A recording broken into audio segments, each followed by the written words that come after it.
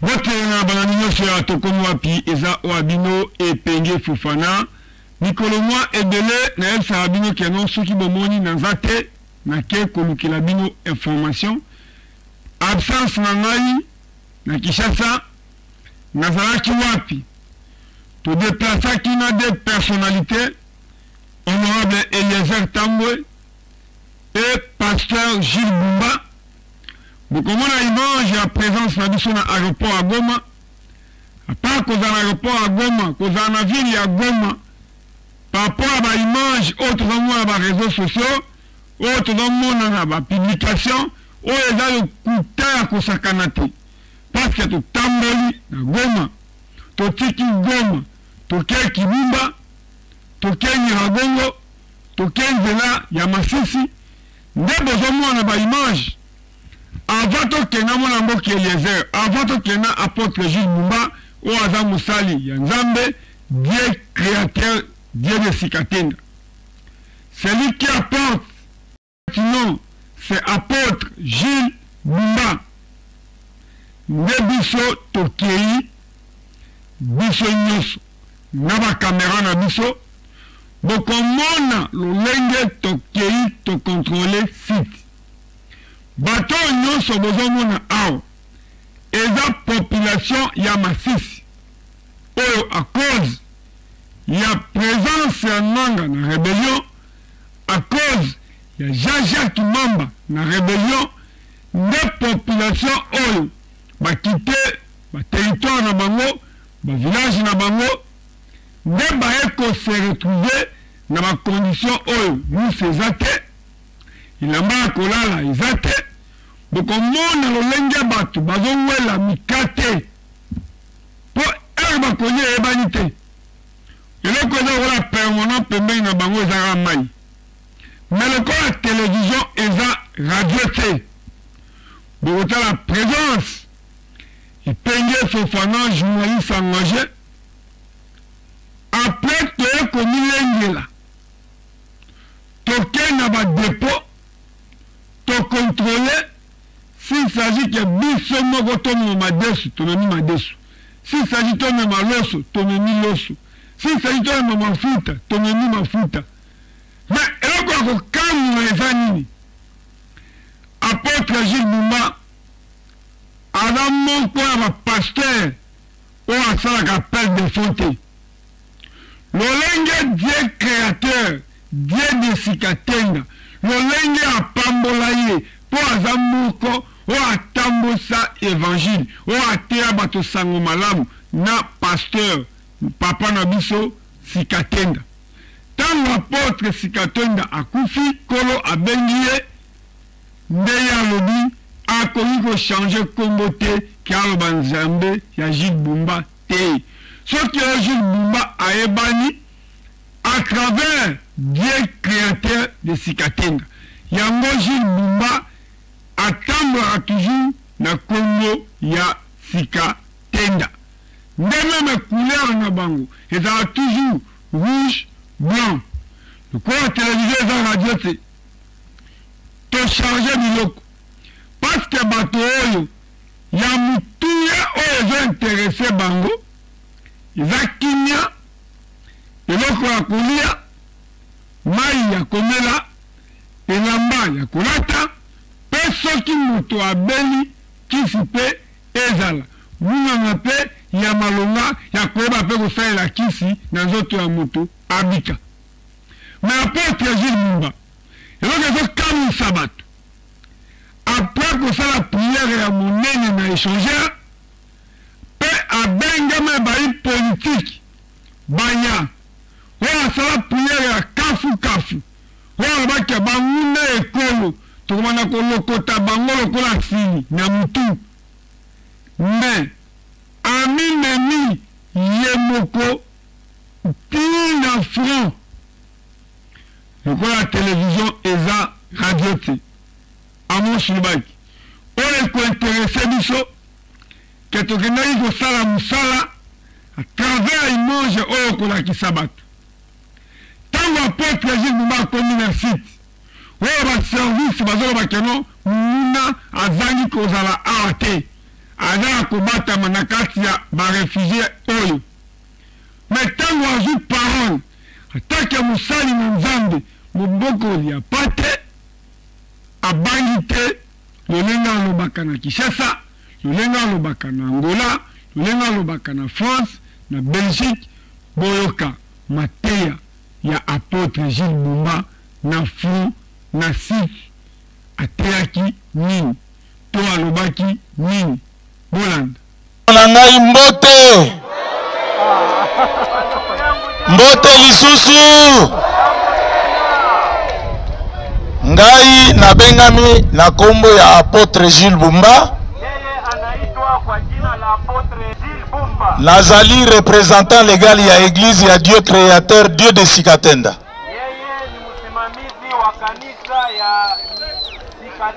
Église du Dieu créateur,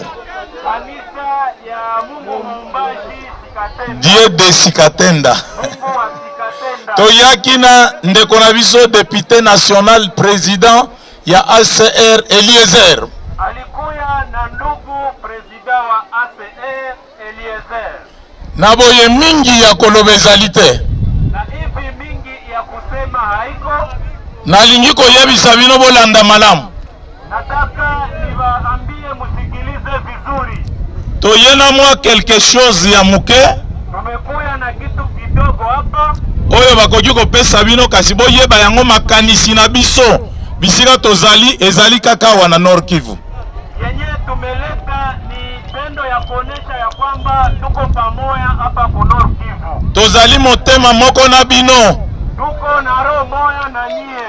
Bozala na kondima. Mukuwe na kuitika.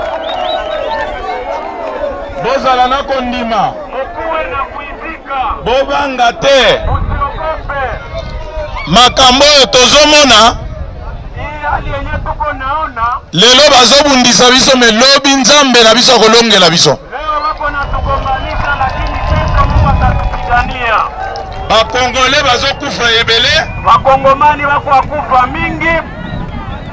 Oyo azoboma bakongole ayeba ete yepe akoki kokufa. Huyo mwiko na huwa wakongomani ajua kama naye atakufa. Tosimba liloba na nzambe. Tukamate maneno ya Mungu. Yesu Kristo nde nzambe ya biso bato. Yesu Kristo njo Mungu wasiye batu. Nazala besoin sima ya ngai koloba nazobondela bato bazobela. Napenda nyuma ya mie kusema ndaombea batu ambao ni wagonjwa. Boyoka malamu. Musikie mzuri. Mwa eloko ya muke bakopesa ezali vi mobimba te. Hii kitu kidogo yenye batatupatishia haiko maisha. Eloko ya motuya ezali kozala na nzambe kati na motema. Kitu ya maana ni ile yenye iko ni kukuwa na Yesu katika maisha. Yesu Kristo nde nzambe ya biso bato. Yesu Kristo njo Mungu wasiye batu. Yende nzambe ya Abraham, nzambe ya Isaac. Yende Mungu wa Abrahamu na njo Mungu wa Isaac. Lelo abengami nzambe ya Sikatenda. Leo anaitwa Mungu wa Sikatenda. Yesu Kristo nde nzambe na biso. Yesu Kristo njo Mungu wetu. Nalobi malamu. Nasema bien. Azala mundele, azala mutu mwindu. Akuwe mzungu, akuwe mweusi. Azobongo bakongole ayeba yepe akokufa. Mwenyeko na wakongomani ajue kwamba naye atakufa. Mupanga na nzambe ezali likolo na ye. Mupanga ya Mungu iko juu yake. Lelo bakongole kati na mboka na bango bazovanda kati na pasi boye. Leo wakongomani wako na ishi kwa shida ndani ya nchi yao. Nzambe na biso akozongisa mupanga epai na muto azosala biloko. Kaleta mupanga juu ya mutu. Bozala na kondima. Mkuwe na kuamini wapendwa. Bozala na kondima. Mkuwe na kuamini. Tango na tango ezana likambura yango. Kila kitu kiko na wakati yake. Eske tozolanda malamu? Eske tuko nasikia? Biso na Congo. Via na Congo. Toyebaki Mobutu grand puissant. Tulijua Mobutu ni mtu wa nguvu sana. Mobutu pe akufa. Na Mobutu alikufa. Oyo azoko mimona azali puissant. Ule mweko na jeune eko na nguvu. Wala koboma ba Congolais. Kwa Wakongomani. Ayoba yango. Ajue naye. Ete mukolo pe ezali ye pe akukufa. Siku moja haiko naye atakufa. Azala aza mundele. Akuwe mzungu. Azala aza mutu mwindo. Akuwe mweusi. Azala aza Congolais. Akuwe Congolais. Aza complice. Na iko complice. Congolais bakufaka. Juu Wakongomani wenzake wakufa. Nzambe na biso akosancharge na ye. Mungu atajioccupe naye. Loba amele. Sema amina. Na boyetango ezali mingi te. Na hivi wakati haiko mingi. Nalingi kobondela. Tunataka omba.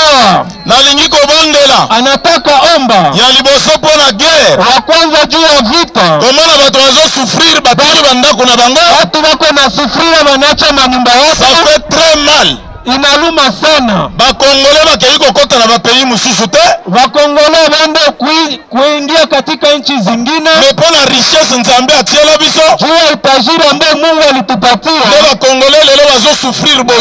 Bakongomani tuko na teseka. Tozala nzambe. Tuko na Mungu. Azomona. Iko naona. Nde bato azokufa. Iko naona bete. Nde bato azolala.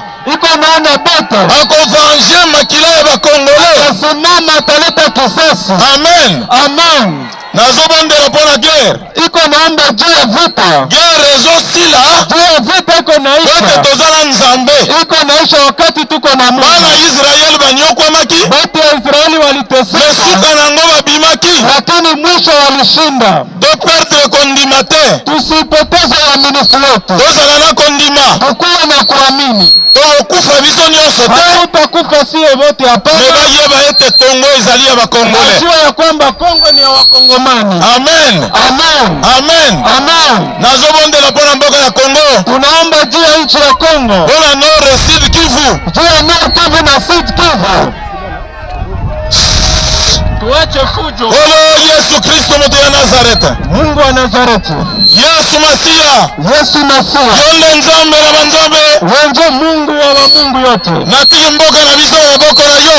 Unaacha nchi ya Kongo ndani ya mikono. Natiki bandeko na ngai na maboko na yo. Unaacha wapendwa ndani ya mikono yako. Tala bana na yo ndenge bazo souffrir. Angalia watoto wako jinsi wanateseka. Bona bato ya mitema mabe. Juu ya watu wa roho mbaya. Bona ba agresseur. Juu ya watu wa aggressor. Bona bandoki. Juu ya bato ya mitema mabe. juu ya watu wa roho mbaya. Tikete yo moko zo charge ya bakongole. Mungu peke kamata charge. Okundela biso. Utugombania. Bakongole bazwa kimya. Bakongomani bakuwe na kimya. Bakongole bapema. Bakongomani baishi kwa amani. Banyokomi bambule ebele. Tulishateseka miaka Na mingi. makasi na biso. Na nguvu yetu. Tokokoka te. Sio peke elongo na yo. Nguvu yako. Tokolonga. Tutashinda. Na lakeli satana ya bagere. Tunakemea pepo ya na lakeli ba agresseur. Tunakemea wa na lakeli batu nyonso. Tuna agresseur. Bazoboma bakongole. Wale wote ambao kwa nao wako. Ezala baza bakongole. Wale wote ni bakongole. Ezala baza baafrikain. Bakuwe baafrikain. Ezala baza bamindele. Bakuwe bazungu. Bango nyonso. Wale bote. Bazoboma bakongole. Wako nao bakutana na bango. Wote kukombo na yo. Kwa jina Yesu Masia. Kwa jina Yesu Kristo. Kwa jina Yonde nzambe ya satan. Ndio Mungu. Amen. Amen. Shangilia. Nazobondela. Uko naomba. Nazobondela. Anaomba. Wala bandeko bazobela. Juu ya wapendwa ambao ni wagonjwa. Yesu Kristo alobaki. Yesu alisema. Bokobondela babeli bakomika. Mtaombea wagonjwa na wagonjwa watapona. Mutu nyonso azala maladi. Mtu yote ambaye ni mgonjwa. Zalala kondima. Kuwa na uaminifu. Tozobondela pona bato maladi. Wanaomba juu ya wagonjwa. Oyo azobela tondo ya likolo. Ule ambaye iko na gonjwa. Azobela. Wewe ambaye ni mgonjwa. Oyo azala maladi. Ule ambaye ni mgonjwa. Kondima ezobika. Amini unapona. Kondisio moko ezali kondima na yo. Kondisio moja ya uponaji ni kuamini kwako. Wewe utapona. Tobondela. Tuombe. Kolo Yesu Kristo. Mungu Yesu Kristo. Yesu Masia.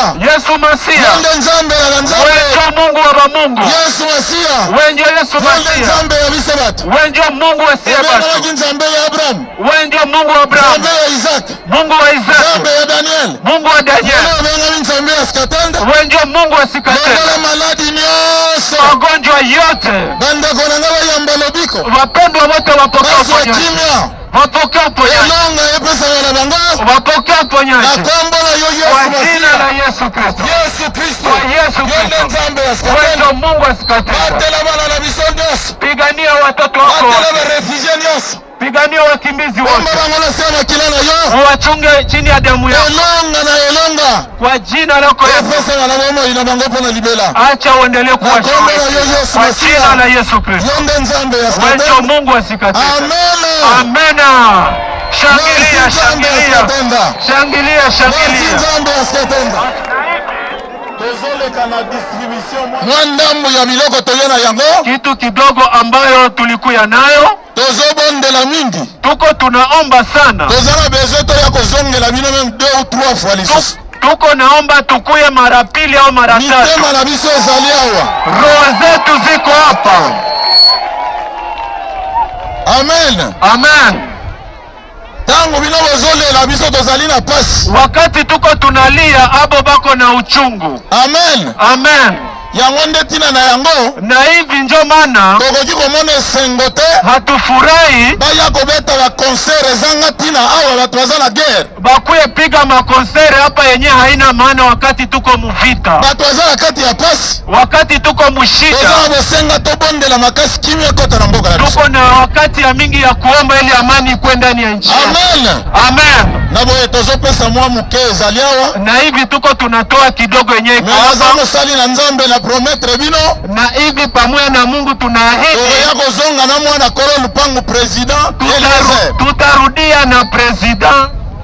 Avant mbulo esila tokozongela bino lisusu. Avant mwaka hii ishe tutarudia. Bona koluka lisusu soki tokolokota mwa eloko muke muke.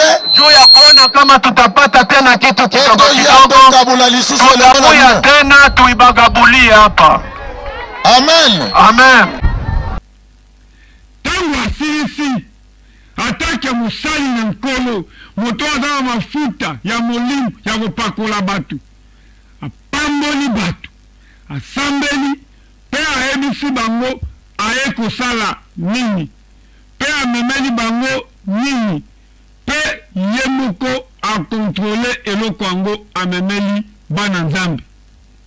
Et après honorable Eliezer Tambwe double brassard élu Yalukunga, député provincial ya Nganyema, yepe azui parole. Jambo tena. Sawa. Kushukue fujo hapana, tutakabula na tunasema hivi. Ni mara kwanza na tutakuwa tena iko vile. Na mjua kama ama tuko Kinshasa, tuko na mwe pamoja iko vile. Alors, tutaomba organisation nazani tutaanza distribution. Na mshifanye fujo nazani ordre itakuwa juu kila mmoja apate. Haiko vile? Okay. Bandugu tutaenda hivi. Tulikupatia sehemu bloke yenu na naenda mara moja. Mnaenda kabulana kule kwa mtakabulana Banyanga Jalo. Tango tosilisi esengwe koteli bango pe balobi ke bokomi o abiso atako bango bavotaka batu me batu yango bamonanaka te pe dans le gouvernement emonanaka te. Pour quelle raison? Sakoloba apôtre Gilles Bumba nzela lolenge Nzambe apambola ye ndenge azokabula soka moni basoda boyebi keno bayi FARDC oyo bauti kosala formation eza jeunesse de 20 ans, 25 ans, 26 ans, 27 ans azopambola bango nzela bato baza barepresentant ya population oyo bafandi kaka na Kinshasa. C'est là où moi je trouve que Kinshasa est dans la distraction munene. Tant que tu es dans la Kinshasa, moi je réfléchis les athées. Moi je vais le calmer la massang. Moi je vais le casser la bouille. Tant que tu as minute, oli ekotala bato ya Masisi baza ndenge nini, bato ya Aru baza ndenge nini, bato ya Beni, bato ya Bukavu, bato ya Malemba Kulu baza ndenge nini. Osi otala bandeko ya biso ya diaspora bazo telemela mbele, bazo denonse. Mais il faut remituna botala site oyo babashe tout, c'est l'Union européenne qui donne. Oh, l'Union européenne boye, oh don boye. Ça dit bango balingi toza kala ba condition oyo pour batina ka babashe na bango. Faut mituna ba millions comment babashe ekitaka ba pays étranger et komaka na ba site wana tala ba mituka na bango ba dole koete ya sika sika ndeko nanga mutako bumbela Kongo ezayo ezangai lokola apôtre Jules Mumba atelemi atei na Kinshasa atei na mikila poto mais ye moko aponi moko oaza représentant ya population baketina fo sikoyo apa koteya apa kosomba mituka apa kosomba bilamba opambolaka nani nde mutuna oza conseiller chef de l'État, oza ministre des Affaires sociales, oza ministre ya boy, oza ministre ya boy. Place na oya ki ministre, musala osalaka, eza wapi? Merci na apôtre Jules Mumba. Omonaki ni toka na minoko na biso te. Tokotali sabato déplacement ya apôtre Jules Mumba. Merci na balandia tokomi wapi? Na moment oyo ngai naza koexplike bino wana zongi na Kinshasa sikoyo na minute oyo na ipeni bato bayebaka résidence ya général Mayele soko okiti moke na se population amizwi en charge balobi babeni kulina ndenge babengi ndenge balobi nga naza kuna te mais selon information ndenge bapesi biso soki bakosi biso soki balobi vérité mais maîtriser conditionnel parce que balobi ke lokola ministre intérieur azokoka te nde ozolobaka na miniti oyo population bango moko bamizwi en charge mpo moto atika parole Etienne Tshisekedi prenez-vous en charge population aipeni selon information ndenge babeli epenge Fofana molobeli na bango babi tomonaki yo na Goma tomonaki yo na Utshuru tomonaki yo na Laki Kivu awa oleki résidence ya général Mayele na bato bayebi soko okoti kote ya Masikita kulina abetami po police azosala eloko te maintenant esengai na baservice bavérifie ya solo to lokuta me babengi molobeli na bango biso mpe tolobi kelelo dimanche bato bauti baeglise me eza na bajeune moko basangani mpona kobotola batelefone mpona kobotola basak soki oke na victoire kutu koloba te soki oke nsima ya aéroport ya Ndolo koloba te soki oke na Pascal koloba te mais police ezali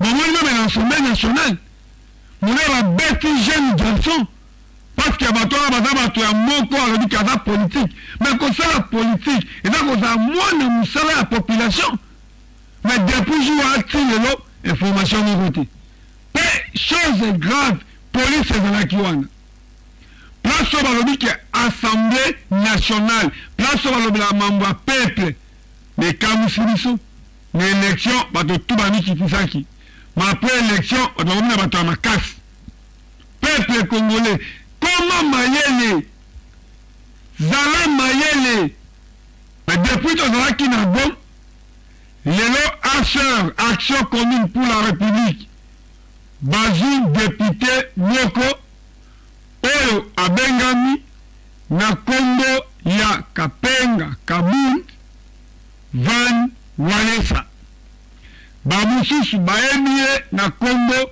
ya mwana mboka Van Walesa ndelobi ezalaki journée oyo baprésentaki ye na parti na batu oyo bazomona bapano na ye meme ti lelo ezali parce que aza député nommé te asala campagne oyo soki otala na boulevard meme na bacommune baaffiche na ye eza ti lelo bapolo na ye eza ti lelo mama ya Van Walesa kombo na ye Angèle Walesa papa père biologique ya Van Walesa kombo na enani Claude Kabundi Walesa.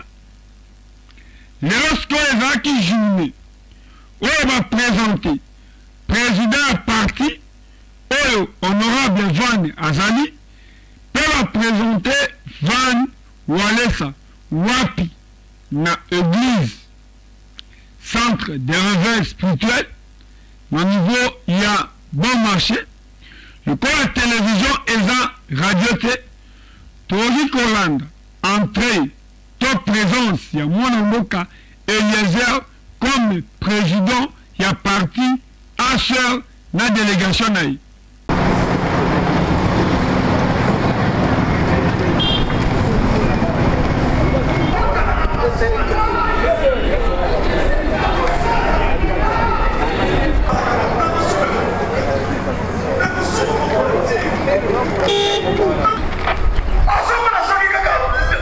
Devant une prostituée, tu as un certain... Jésus-Christ est ma Si nous pouvons acclamer en honneur de Jésus-Christ, ensembleurs qui peuvent détruire la vie de l'homme.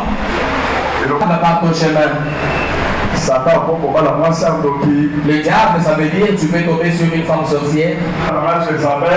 Tu peux rencontrer une femme qui est de la haine dans ta vie. Merci à Amos Lubaki. Tant que mon amour qui est comme président à côté, ne commis na tangu oyo pasteur Claude Kabundi Walesa a expliqué bato makambo ya Van ekomaki ndenge nini esalamaki ndenge nini po yo omoni parce que akomi député to baprésente ye landa lisolo Vraiment, atelaki dernièrement lobi na bato mosusu église mosusu motu mosusu abeki alobi nasalaki prière ya veye na ngomba oyo ozwa te. Dernièrement, lorsque l'honorable va prêcher, il avait dit, il y a d'autres personnes qui l'ont appelé après la publication par la CENI. Il y a même des frères de l'église qui lui disaient, je suis allé même à la montagne prier et je tenais que tu puisses toujours échouer.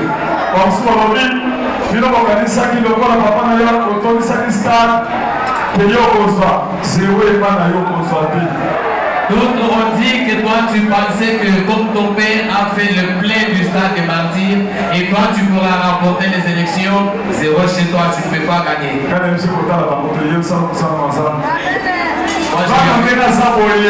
Tel qu'il est là, avant tel qu'il est là. C'est papa qui est ici devant l'honorable Eliezer. C'est lui son parrain dans le monde politique. Papa Oyo, Babimaki Nalvan, Bakeleki, quelque part, Aboni, Bakuma, pourquoi il y a papa Babimina Manoyo, Asa vraiment la célébrité, et puis Balikio, Dalikia comme un député, comme il te connaissait, qui a remis moi. Député des sous visu dans la Yémi de Wallaki. Gana Yémi, c'est un député, Albi, Gana Boye, sa maman, Albi n'a pas sa maman. Là, il y a sa maman. Ailleurs, Gana Yémi, sa maman, tant de députés, on a posé sa maman. Oh, après, il y a une femme, notre Maliki, Albi comme un député, à ça, les femmes, ça va dans la carte en boca. Comment je l'ai vu, quand il faut y connaître. C'est comme ça, les gens, après remettre à l'isolo, n'a bengi président y a parti y a mon envoyé pour Van Walesa aza indépendant te à partir y a lelo y a misaye le bana bango que Van Walesa aza na parti politique pe président ya parti na ye ayebani présentation et salami l'isolo et betani pe ekomi na moment Walesa aglobi na mwana mboka Eliezer Ndeko Eliezer ki ngai naza père biologique oyo aboti Van mais à partir ya lelo père biologique politique ya Van Walesa eza nani lokola yo oza tembe lokola yo balusaka masolo toyoka. Les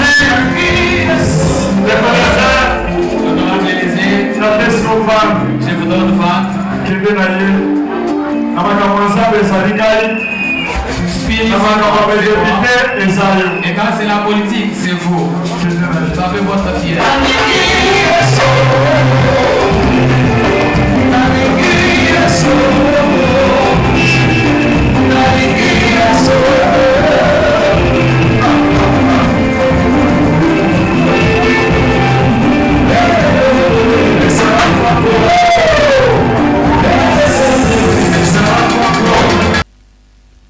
Papa Van, ce qui concerne politique, nani balobi Eliezer Tambo. Pe bazwi loboko ya Van, bapesi epa nani po mino tembe mingi. Pe papa walesa a remercier mwasi na ye, mama Angèle. Pe tango sikoyo bapesi ndeko Eliezer parole. Toland.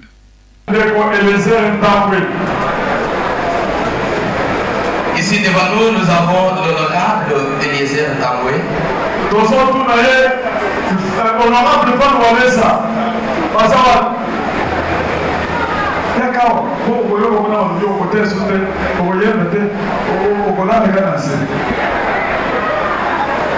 On va poser des questions à l'honorable Eliezer Tamboué, ancien honorable.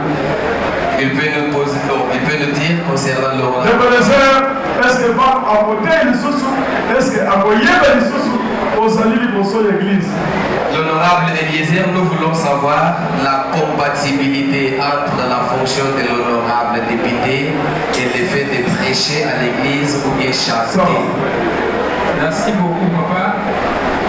D'abord, merci à l'église Mobimba. D'abord, je vais dire merci à toute l'église. Parce que dans le bâtiment de l'émission, papa, il fallait que je le remercie devant vous. Parce que lorsque j'étais ici, papa ne m'a pas donné la parole. Le Seigneur a fait merci. Parce que dans honorable Van. Parce que lorsque j'étais allé demander l'honorable Van, on avait accepté de me donner Van. Mais grand merci à maman Angèle. Parce que ce qui voit il faut vous aider à maman Angèle. Parce que il faut être seulement maman Angèle. Si vous les connaissez vraiment. Femme de la situation difficile. C'est une femme de la situation difficile. Donc ce qui nous a bloqué. C'est l'homme.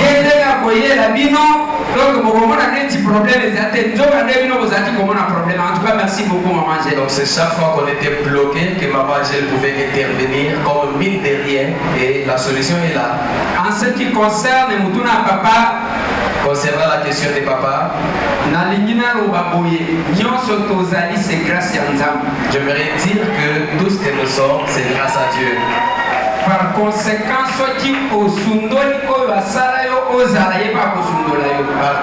si tu abandonnes celui qui a fait que tu sois là, il va aussi t'abandonner. Incompatibilité entre côté Koyemba na kozala député.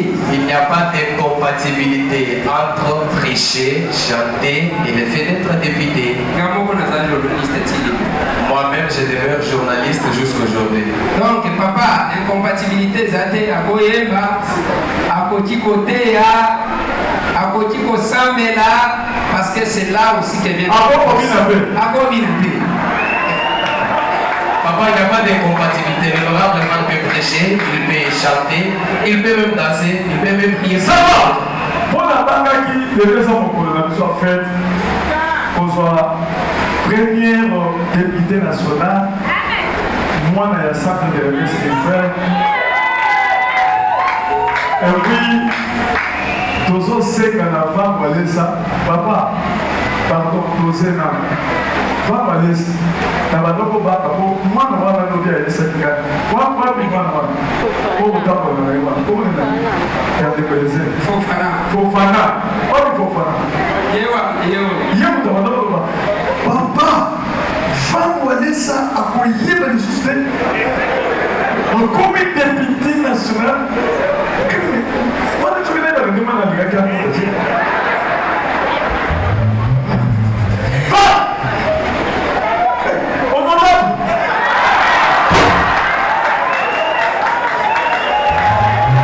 One.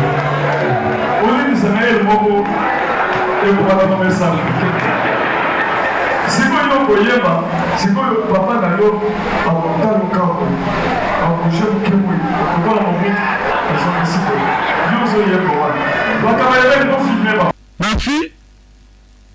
ezalaka nde boye me ya moke naoyi kosukisa mwana moke abetaka mbunda bakolo mpe babinaka sela unayesaka bino ke okoki koyina Epenge Fofana, okoki koyina Amos Lubaki, okoki koyina mwana mboka Manisa Kembolo, me eza na bato oyo ataka ye moko Nzamba asali eke ye kaka alinga Amos Lubaki. Me nabanza ke Vani Walesa pona sukisa te asalaki mpe premier jour na ye présence na ye na Assemblée nationale comme député ndenge devoir esalamaka soki balobi koza député esengeli okende esika na yo ya mosala esika yango nde wapi na Assemblée nationale ngai nakokamba te parce que mona mboka Vani avant koma candidat à cadre jeunesse aza une équipe ya football pe Vani Walesa aza pe na fondation na ye o aza ko cadre jeunesse o pe asalisaka borphelin asalisaka baveuve. C'est normal jeunesse o bayebi Vani Walesa balobaki azaliso ya Fachi aussi comme président de la République aza na droit ya ko travailler na bato bakozala ba animateur bato bakozala ba einaye bato wati ba porte Gilles Mumba o ba ketina front là ne nasukisi merci na apôtre to évangéliste Claude Kabundu Walesa o apamboli moyembi munene o abandaki koyemba depuis évangéliste Claude Walesa za mwana moke lelo apesi ye moyen de transport po epana kuna na mweka fo kozala na mutuka fo kozala na moto.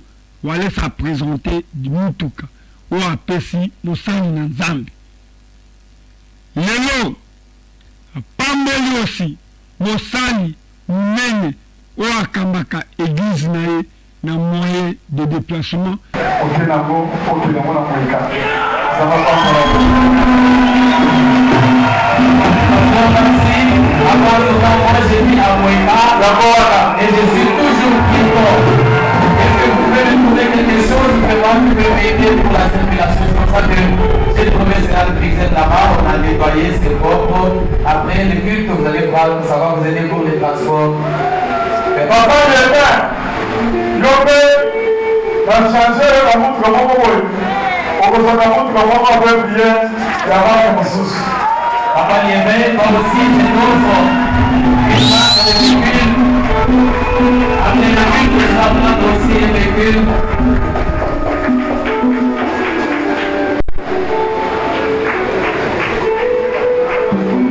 Secrétaire international.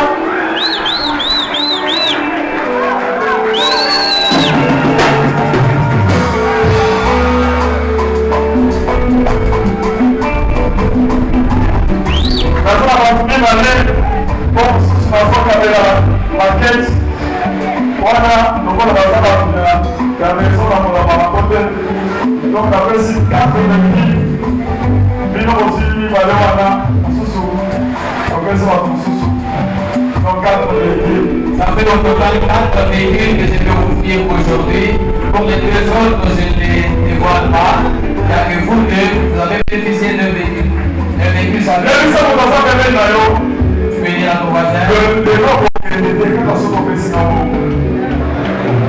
Parce que dit kama mutu kaza nango eumeli po wale salo ba biloko tubaka muke yono koyeba eza munene to eza muke ko kamwe te komona Epenge Fofana azobina ezala ala ezala Nzambe ezala nkolo ngana banza na Islam Mahomet akendaka kotia nde toza na mois ya Ramadan mais bapesi Mahomet mbongo ebele mais na retour ya Mahomet akuti église ekweli mais Mahomet azwi mbongo nyonso oyo awuti koteya liloba Nzambe apesi batonga église. Mais si ça arrive, on a bimeli mutu te, on a sali diaye le te, ngai na bimeli Nzambe. Pour koloba kaza musulman, tout ça Mahomet Karen, mais abini pourquoi? Mahomet est le premier prophète. Ou aza mukolo islam, ou ateyi bato islam, ou alimboli Coran. Mais Mahomet azwi mbongo, oyo mo awuti koteya, apesi pasteur batonga église. Pourtant aleki akutaki église munene, sima na ye église ekwei. Wana kontredire Mahomet te. Mais lelo epenge Fofana, banzembo oyo batangi kongo ya mutu te, bayembeli nde Nzambe, batatoni nde Nzambe. Soso yana bini, mabekola mutu à travers koyemba, kosalela Nzambe, bana Nzambe baponiye député. Lwanini oyo elobi ke ate ayemba te. Oso atasoki mutu aza avocat akokende kosamba, maza député. Tomoni honorable Mayo aza député ake kosamba. Tomoni honorable Azarias Robert Wakutu vice-président mazo samba. Yele comme pas amona walesa te nyande koloba. Parce qu'à travers koyemba, à travers koteya nde baponiye. Pe walesa belo moko amutuya. Tomoni mambo abibai na mibali babalana. Tomoni mambo moto abima na mbwa. Bino ba député, est-ce que vous autorisez en parce que quand même un pays laïque, tout ça n'a jamais été. Parlons de ce qu'ici, mais centre de réveil, les bazui député Nabango Yayambo. Oyo ba ebi vando walesa, nenga botama, oyo ba memaye bazali, oyo ba mona nenga bela bazali, oyo ba sala campagne nae bazali. Ayonde na dédié émission to élément oyo. Papa na biso mukolo ba école les vidéos ou asangisaki ba mama ou alobaki keno bo voter van na ba école eza face na commune les vidéos na dédié élément oyo papa na biso les vidéos oyo peto kozonga ko remercier ba parlementaire debout ko remercier ba base nyonso bana ya Sangamamba. Merci.